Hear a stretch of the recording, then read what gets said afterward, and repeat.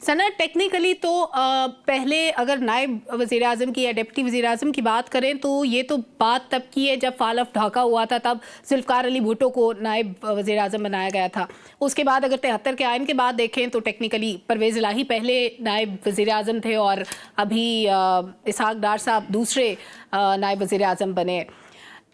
कोई अगर आप कहें कि अवामी मैंडेट हो तो वो भी नहीं है। नॉर्मली हम ये सोचते हैं कि किसी को नवाजने के लिए इस तरह के ओहदे दिए जाते हैं। पहले से वजारत मौजूद थी, डिप्टी वज़ीर आज़म बनाने के पीछे रीज़न क्या थी?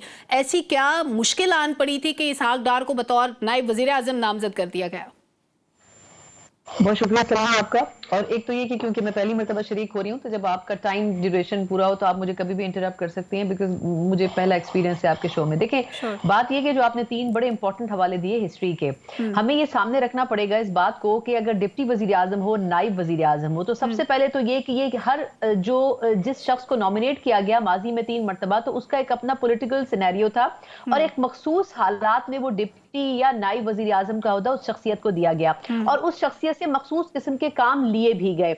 ऐसा नहीं है कि सिर्फ नवाजने के लिए दिया गया। दूसरी बात यह है कि अगर हम इसहाक डार साहब के बारे में पहले थोड़ी सी बात कर लें, बड़ा इंपॉर्टेंट है। ये बात सही कही फरूख सलीम साहब ने कि इसहाक डार साहब को आदत थी वजीर खजाना रहने की, लेकिन इस मर्तबा जो मोहम्मद औरंगजेब साहब की शख्सियत थे वो आए नहीं बल्कि लाए गए, और आने के बाद भी जो एक्सपेक्टेशंस उनसे हैं वो उन एक्सपेक्टेशंस पर बज़ाहिर कोई बहुत अच्छा परफॉर्म नहीं कर रहे हैं, बल्कि वो बहुत ही स्लो स्पीड के साथ काम करें। जो एक्सपेक्टेशन थी कि वो आके बहुत सी चीजों को एकदम चेंज कर देंगे और आईएमएफ बिल्कुल घुटनों पर आ जाएगा और पाकिस्तान की गोद में आईएमएफ का एग्रीमेंट आ जाएगा, तो आई थिंक वो होता हुआ नजर नहीं आया। आईएमएफ के हवाले से उनकी स्ट्रगल अपनी जगह मौजूद है, तो जाहिर सी बात है कि डार साहब की फिर अपनी भी एक्सपर्टीज है और फिर वो बार बार ये बात जताना भी चाहते हैं और जता भी रहे हैं कि देखें, मेरे दौर में ये सब कुछ हुआ, मेरे दौर में ये मसाइल नहीं हुए, मैं ये कर सकता था, मैं ये तब्दीली ला सकता था।